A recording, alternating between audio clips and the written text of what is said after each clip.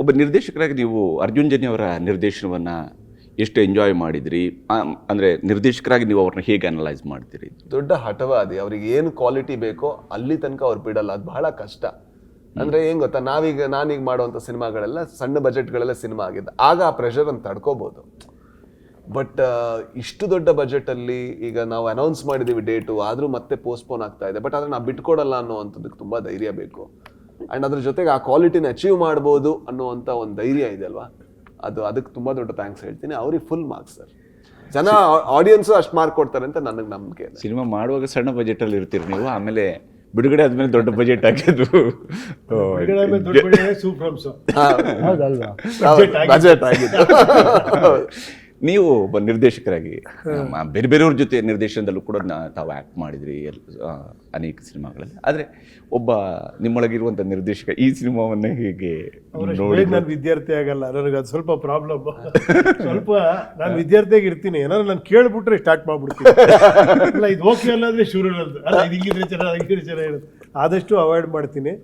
ಈಗೀಗ ತುಂಬ ಬಳಗಿದ್ದೀನಿ ಆ ವಿಷಯದಲ್ಲಿ.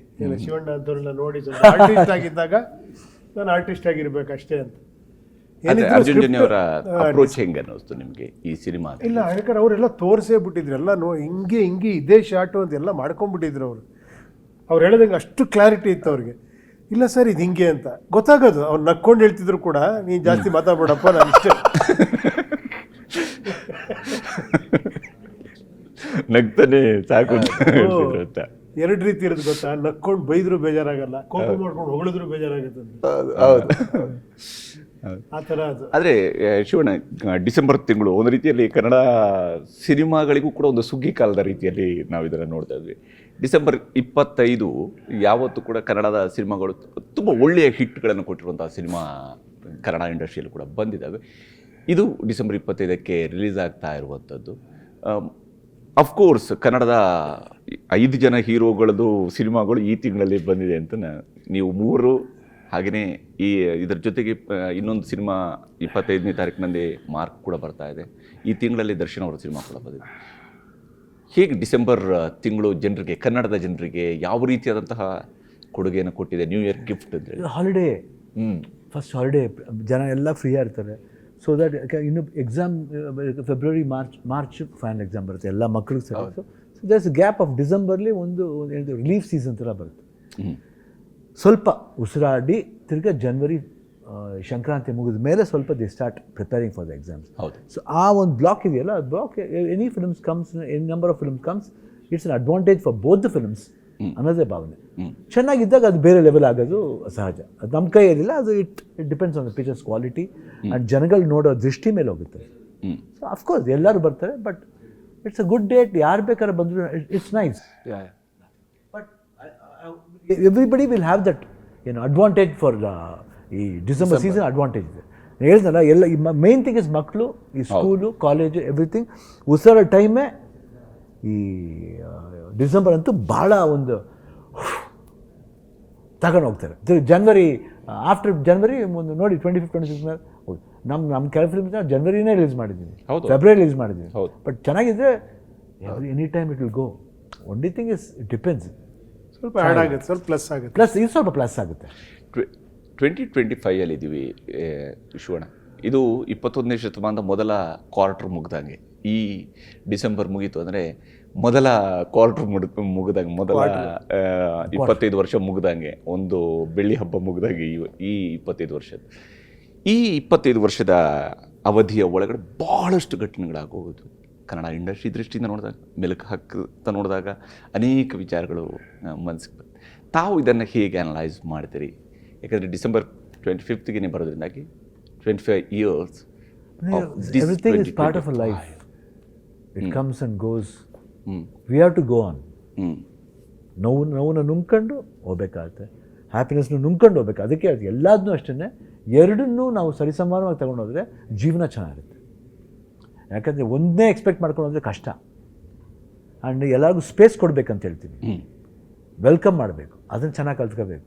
ಜಲಸಿನ ಬಿಟ್ಬಿಟ್ಟು we should welcome any film. ನಮ್ಮ ಭಾಷೆ, ನಮ್ಮ ಸಿನಿಮಾ, ನಮ್ಮವ್ರು ಯಾರೋ ಗೆದ್ದು, ಎಸ್ ಅಷ್ಟೇ ಇನ್ನೇನು ಸಮ್ಟೈಮ್ಸ್ ಬ್ಯಾಡ್ ಥಿಂಗ್ಸ್ ಹ್ಯಾಪನ್. ತುಂಬ ಆಗಿದೆ. ಅಪ್ಪಾಜಿನ ಹೋಗಿದೆ, ಅಪ್ಪಾಜಿ ಕರ್ಕೊಂಡಿದ್ದೀವಿ, ವಿಷ್ಣು ಸರ್ ಕರ್ಕೊಂಡಿದ್ದೀವಿ, ಅಪ್ಪು, ನನ್ನ ತಾಯಿ ಹೋಗಿದ್ದಾರೆ,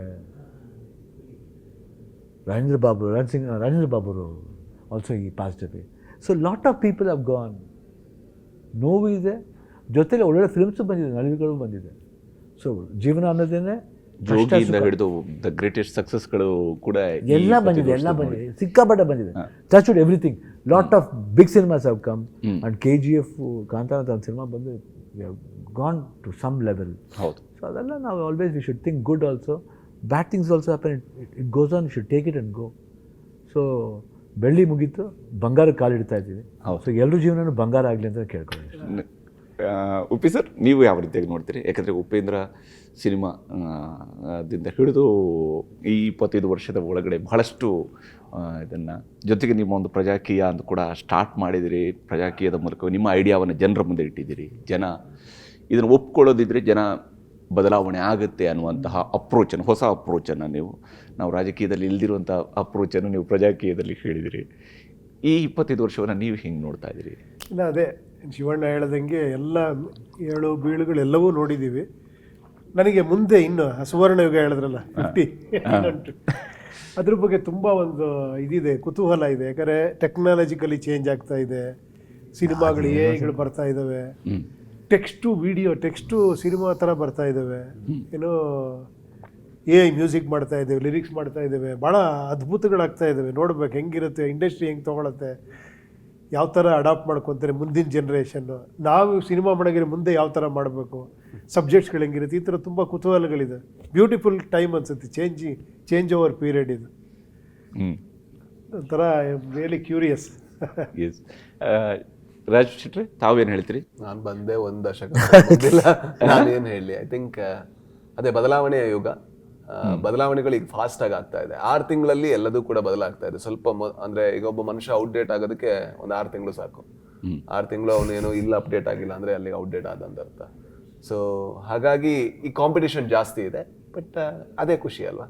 ಸೊ ಜಾಸ್ತಿ ಕಾಂಪಿಟೇಷನ್ ಇದ್ದಾಗ ಒಳ್ಳೆ ಕೆಲಸ ಬರುತ್ತೆ, ನಾವು ಒಳ್ಳೆ ಕೆಲಸ ಮಾಡ್ತೀವಿ ಕನ್ನಡದಲ್ಲಿ ಅಂತ ನನಗೆ ಭರವಸೆ ಇದೆ. ಈ 45 ದಾಟಿದಾಗ ಸಹಜವಾಗಿಯೇ ಆರೋಗ್ಯದ ಕಡೆಗಿನ ಗಮನದ ಬಗ್ಗೆ ಜಾಸ್ತಿ ಪಾಠಗಳು ಹೇಳುವಂಥದ್ದೆಲ್ಲ ಶುರು ಆಗೋದು ಯೂಶ್ವಲಿ 40 ವರ್ಷದ ನಂತರ. 40 ವರ್ಷದಲ್ಲಿ ಯಾರು ಏನು ಮಾಡಿದಂತ ಬಹುಶಃ ಜಗತ್ತಲ್ಲಿ ಯಾರು ಕೂಡ ಯೋಚನೆ ಮಾಡ್ಕೊಳ್ಳಿ. 40 ವರ್ಷ ದಾಟ್ತಿದ್ದಾಗೇ ಯೂಶ್ವಲಿ ಜನ ಹೇಳ್ತಾ ಇರ್ತಾರೆ 45ವರೆಗೂ ಬಾಡಿ ಮನಸ್ಸು ಹೇಳ್ದಂಗೆಲ್ಲ ಕೇಳುತ್ತೆ, ಆಮೇಲೆ ಬಾಡಿ ಹೇಳ್ದಂಗೆ ಮನಸ್ಸು ಕೇಳ್ಬೇಕಂತ. ತಾವೇನು ಹೇಳ್ತೀವಿ? ತಾವು ಆರೋಗ್ಯದ ಕಡೆಗೆ ವಿಚಾರದಲ್ಲಿ ಏನು ಹೇಳ್ತೀರಿ? 45 ಫಸ್ಟ್ ಎಲ್ಲ ತಡ್ಕೊಳ್ಳುತ್ತೆ ಎಲ್ಲ ರೀತಿನೂ ಕೂಡ, ಬಟ್ ಆಮೇಲೆ ಅದನ್ನ ನಾವು ಒಪ್ಲೇಬೇಕು. ಅದಕ್ಕೆ ಕರೆಕ್ಟಾಗಿ ನಾವು ಸ್ವಲ್ಪ ಅದೇ ಮತ್ತೆ ಚೇಂಜಸ್ ಅಂತ ಹೇಳಿದ್ರಲ್ಲ ನೀವು, ಈ ಚೇಂಜಸ್ಸು ಅಷ್ಟೇ. ಕೆಲವೆಲ್ಲ ಏನೋ ಕಂಟ್ರೋಲ್ಡಲ್ಲಿ ಇದರಲ್ಲಿ ಒಳ್ಳೆ ಗುಡ್ ಹ್ಯಾಬಿಟ್ಸು, ಸೊ ಎಕ್ಸಸೈಸ್ ಇರ್ಬೋದು, ಇದಿರ್ಬೋದು. ಸೊ ಎವ್ರಿಥಿಂಗ್ ಈಸ್ ಇಂಪಾರ್ಟೆಂಟ್ ಅನ್ಸುತ್ತೆ. ಎಲ್ಲದಕ್ಕಿಂತ ಇದನ್ನ ನೀಟಾಗಿ ಇಟ್ಕೊಳ್ಳೋದು ಹೇಳಿದ್ರಲ್ಲ, ಎಷ್ಟೇ ಇದಾದರೂ ಕೂಡ ಅದನ್ನು ಸಹಜವಾಗಿ ಒಂಥರ ನೋಡೋದು ಡಿಟ್ಯಾಚ್ಡ್ ಆಗಿ ಸ್ವಲ್ಪ ಬೇಕಾಗತ್ತೆ ಅನ್ಸುತ್ತೆ. ಎಷ್ಟು ಏಜ್ ಆದ್ರೂ 45 ಆಗಲಿ 30 ಆಗಲಿ ಏನೇ ಆದ್ರೂ ಮನುಷ್ಯನ ಮುಖ್ಯ ರೋಟಿ ಕಪಡ ಅವ್ರ ಮಕಾನ್ ಅಷ್ಟೇ. ಅದು ಚೆನ್ನಾಗಿತ್ತು ಅಂದರೆ ಎಲ್ಲ ಏಜು. ಹೌದು. ಕಡೆದಾಗಿ ಶಿವಣ್ಣ, 45 ಸಿನಿಮಾದ ಬಗ್ಗೆ ಮತ್ತು ಅರ್ಜುನ್ ಜನ್ಯ ಅವರ ಬಗ್ಗೆ ಯಾವ ಕಾರಣಕ್ಕಾಗಿ ಕನ್ನಡದ ಆಡಿಯನ್ಸ್ ಥಿಯೇಟ್ರ್ ಕಡೆಗೆ ಬರುವಂತಹ ವಿಚಾರದಲ್ಲೂ ಲಾಟ್ ಆಫ್ ಥಿಂಗ್ಸ್ ಅದೇ ಬಂದು ನೋಡಿದಾಗ ಅವ್ರಿಗೆ ಅನ್ಸುತ್ತೆ. ಯಾಕಂದ್ರೆ ಆಲ್ರೆಡಿ ಟ್ರೈಲರ್ಲೇ ಒಂದು ಹೇಳಿದ ಅವೆಲ್ಲ ಫಸ್ಟ್ ಸ್ಟಾರ್ಟಿಂಗ್ ಹೇಳಿದ್ದೆ, ಅದು ಟ್ರೈಲರ್ನೇ ಒಂದು ಜಾಸ್ತಿ ವಿಶ್ಲೇಷಣೆ ಆಗಿದೆ. ಬಂದು ನೋಡಿದಾಗ ನಮಗೆ ಅರ್ಜುನ್ ಜನ್ಯ ನಮಗೆ, ಯಾಕಂದರೆ we feel is A good director. ಆ ಯೋಗ್ಯತೆ ಇದೆ ಅವ್ರಿಗೆ, ಒಳ್ಳೆ ಸಿನಿಮಾಗಳು ಮಾಡೋ ಯೋಗ್ಯತೆ ಇದೆ. ಆಲ್ರೆಡಿ ಅದು ಇದರ ಜನ 2-3 ಸಬ್ಜೆಕ್ಟು ಹೇಳಿದ್ದಾರೆ, ಅಷ್ಟೊಂದು ನಾಲೆಡ್ಜ್ ಇದೆ ಆ ವ್ಯಕ್ತಿಗೆ. ಸೊ ನಾವು ಐ ಥಿಂಕ್ 25th ಎಲ್ಲ ಮಾಡಿ ಕೊಟ್ಟಿದ್ದೀವಿ. ಇನ್ನು ಜನ ಅಭಿಮಾನಿ ದೇವ್ರುಗಳಿರ್ತಾರೆ, ದೇವ್ರ ಹತ್ರ ಕೊಟ್ಟಿದ್ದೀವಿ. ದೇವರು ಅದನ್ನು ತಥಾಸ್ತು ಅಂದ್ಬಿಟ್ರೆ ನಮ್ಮೆಲ್ಲರಿಗೂ ನೆಮ್ಮದಿ ಅಷ್ಟೇ. ಹೊಸ ಡೈರೆಕ್ಟರ್ಗಳು ಶಿವಣ್ಣ ಅವ್ರನ್ನ ಭಾಳ ಬೇಗನೆ ಅಪ್ರೋಚ್ ಆಗೋದು ಅಥವಾ ಶಿವಣ್ಣ ಅವ್ರ ಮೂಲಕ ಹೋಗೋದು ಸಿನಿಮಾವನ್ನು, ಧೃತ ಸಿನಿಮಾವನ್ನು ತಂದಿರುವಂಥ ಉದಾಹರಣೆಯಲ್ಲಿ ಪಕ್ಕದಲ್ಲೇ ಅವರು ಮೊದಲ ಸಿನಿಮಾದಕ್ಕಿಂತ ಮುಂಚೆ ಬಂದಿದ್ದರೂ ಕೂಡ ಓಂ ಭಾಳ ದೊಡ್ಡ ಮಟ್ಟದಲ್ಲಿ. ಏನು ಸ್ಪೆಷಾಲಿಟಿ ಶಿವಣ್ಣ ಅವ್ರ ಹತ್ರ ನಿರ್ದೇಶಕ? ಅಷ್ಟೇ I think everything you need ಒಂದು ಆಶೀರ್ವಾದ ಬೇಕು, ಒಂದು ಪುಣ್ಯ. ಅದು ನಮ್ಮ ಪಾಲಿಗೆ ಬಂದಿದೆ ಅಷ್ಟೇ. ಆ ಪಾಲಿಗೆ ಬಂದಿದ್ದಾಗ ನಿಜವಾದ ತಗೋಬೇಕು, ಸ್ವೀಕರಿಸಬೇಕು. ಇವಾಗ ಒಂದಾಗಿದೆ, ಇವಾಗ ಉಪೇಂದ್ರ ಅವರು ಆಗಿದೆ, ನೆಕ್ಸ್ಟ್ ಇನ್ನೊಂದು ಮಾಡಬೇಕು ಅವರು, ಉಪೇಂದ್ರ ಅವರು. I think it will take time. Usually ಹೇಳ್ದಂಗೆ ಮಾಡೋಕ್ಕಾಗಲ್ಲ. ಯಾಕೆ ಅವ್ರೇನು ಕಡೆ ಓಮ್ ಮಾಡಿದಾಗ ನಾವು ಓಮ್ಗಿಂತ ಚೆನ್ನಾಗಿ ಮಾಡ್ಬೇಕನ್ನೋದೇ ಒಂದು ಅಟ್ಲೀಸ್ಟ್ ಓಮ್ಗಿಂತ ಚೆನ್ನಾಗಿ ಮಾಡದೆ ಹೋದ್ರು ಅಟ್ಲೀಸ್ಟ್ ಓಮ್ ಲೆವೆಲ್ ಆದರೂ ಮಾಡಬೇಕಂತ ಅಂದ್ಕೊಂಡಿದ್ರು. ಸೊ ಅವಾಗ I think it will take time. ಮಾಡ್ಬೋದು, ಯಾವಾಗ ಬೇಕಾದ್ರೆ ಮಾಡ್ಬೋದು, ಪಿಕ್ಚರ್ಗಳು ಮಾಡೋದು ದೊಡ್ಡ ವಿಷಯ ಅಲ್ಲ. ಬಟ್ ಇದು ಓಮ್ ಒಂದು ವಿಭಿನ್ನವಾದ ಸಿನಿಮಾ ಕೊಟ್ಟಿರೋದು, ಅವರು ವಿಭಿನ್ನವಾಗಿ ಥಿಂಕ್ ಮಾಡ್ಬೇಕನ್ನೋದು ಅವ್ರ ಆಸೆ. ಇನ್ನು ರಾಜ್ಬಿ ಶೆಟ್ಟಿ ಒಂದು ಬ್ಯಾಲೆನ್ಸ್ ಇದೆ ಅಷ್ಟೇ, ಅವ್ರನ್ನ ಮಾಡಿಬಿಟ್ರೆ ನಮಗೆ ಈ ಸೆಟಪ್ಲಿ ಇಬ್ರು ಆಗೋಗುತ್ತೆ. ಹೌದು. ರಾಜ್ಬಿ ಶೆಟ್ಟಿ ಶಿವಣ್ಣವ್ರ ಜೊತೆ ಶಿವಣ್ಣ ಕೇಳಿದ್ರೆ ಈಗ ಮುಕ್ತವಾಗಿ ವಿಚಾರ ಡೆಫಿನೆಟ್ಲಿ ಆ ಥರದ ಒಂದು ಕತೆ ಬಂದಾಗ ಅಂದ್ರೆ ಮಾಡ್ಬೇಕಾದ್ರೆ ನನಗೂ ಅನ್ಸ್ಬೇಕು, ಅಂದ್ರೆ ಶಿವಣ್ಣ ಅವರಿಗೆ ಆ ಒಂದು ರೆಸ್ಪೆಕ್ಟ್ ಕೊಡುವಂತ ಪಾತ್ರ ಅದು ಅಂತ ಅನ್ಸ್ಬೇಕು. ಉಪ್ಪಿ ಸರ್ಗೂ ಕೂಡ ಅಂದ್ರೆ ಈಗ ನನಗೇನಾದ್ರೂ ಕನ್ನಡದಲ್ಲಿ ಯಾರಾದ್ರೂ ಯಾವ ಸ್ಟಾರ್ಗಳಿಗೆ ಮಾಡ್ತೀರಾ ಅಂದ್ರೆ ನಾ ಮೊದಲೇ ಹೇಳಿದೆ ಸ್ಟಾರ್ಗಳಿಗೆ ಮಾಡಕ್ ನಂಗೆ ಸ್ವಲ್ಪ ಕಷ್ಟ ಅಂತ. ಬಟ್ ನಾನು ಶಿವಣ್ಣ ಅವರನ್ನ, ಉಪೇಂದ್ರ ಅವರನ್ನ, ಅವರಿಬ್ರನ್ನೂ ಕೂಡ ನಾನು ಸ್ಟಾರ್ಗಳಿಗಿಂತ ಬಹಳ ಒಳ್ಳೆ ವ್ಯಕ್ತಿ ಅಂತ ಫಸ್ಟ್ ಭಾವಿಸ್ತೀನಿ. ಹಾಗಾಗಿ ನಂಗೆ ಗೊತ್ತಾಗಲ್ಲ, ನಾನು ಸ್ವಲ್ಪ ಬೇಗ ಬರಬೇಕು ಅಂದ್ರೆ ಅದು ಏನು ಅನ್ಕೋತಾರೆ ಏನು ಅನ್ಕೊಳ್ಳಲ್ಲ ಅಂತ ನಾನು ನೋಡಿದ್ದೀನಿ ಹತ್ತಿರದಿಂದ. ಹಾಗೆ ಇವ್ರಿಬ್ರ ಜೊತೆ ನಾನು ನಿರ್ದೇಶಕನ ಕೆಲಸ ಮಾಡಿದ್ರೆ ಖಂಡಿತ ಅದಕ್ಕಿಂತ ಮುಂಚೆ ನಾವಿರ್ತೀವಿ ಸೆಟ್ಟಲ್ಲಿ.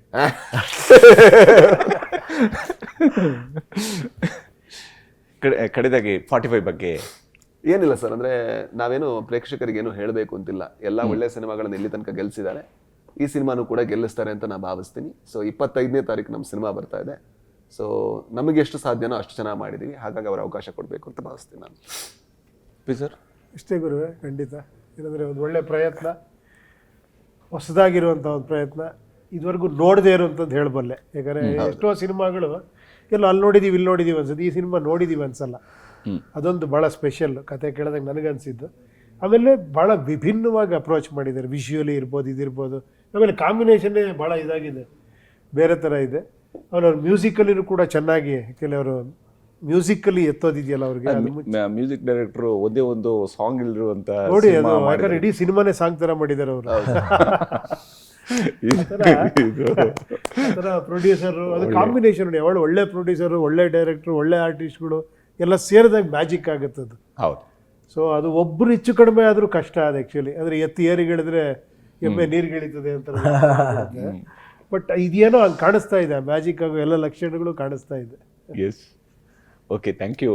ನಿಮ್ಗೂ ಕೂಡ ಕಾರ್ಯಕ್ರಮದಲ್ಲಿ ಜಾಯಿನ್ ಆಗಿದ್ದಕ್ಕಾಗಿ, ನಿಮ್ಮ ಅಭಿಪ್ರಾಯಗಳನ್ನು ಶೇರ್ ಮಾಡ್ಕೊಳೋದಕ್ಕಾಗಿ. ಇದು 45 ಸಿನಿಮಾದ ಬಗ್ಗೆ ಜನರ ಮುಂದೆ ಒಂದು ಒಳ್ಳೆಯ ಸಿನಿಮಾವನ್ನು ತಂದಿದ್ದೀವಿ ಅನ್ನೋಂಥ ವಿಶ್ವಾಸದಲ್ಲಿ ಮೂವರು ಕೂಡ ಹೇಳ್ತಾರೆ. ಆ ಒಳ್ಳೆಯ ಸಿನಿಮಾವನ್ನು ಜನ ಕೂಡ ಅಷ್ಟೇ ಎಂಜಾಯ್ ಮಾಡ್ಕೊಂಡು ನೋಡ್ಕೊಳ್ಳುವಂಥದ್ದು ಅವಶ್ಯಕ. ನಮಸ್ಕಾರ.